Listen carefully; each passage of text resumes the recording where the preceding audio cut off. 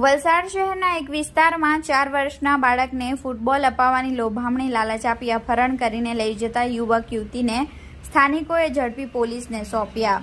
તારીખ 18 ઓગસ્ટ રવિવારના 4 કલાકની આજરોજ સોમવારના મળતી માહિતી મુજબ વલસાડ શહેરના એક વિસ્તારમાં ફ્રૂટનું છૂટક વેચાણ કરતા પરિવારના 4 વર્ષીય પુત્ર રમી રહ્યો હતો, જે દરમિયાન એક અજાણી યુવતી બાળક પાસે આવી તેની સાથે વાતો કરી મિત્રતા કેળવી હતી, જે બાદ બાળકને નજીકની દુકાનમાંથી ફૂટબોલ લઈ અપાવવાની લોભામણી લાલચ આપી બાળકનું અપહરણ કરી લઈ ગઈ હતી।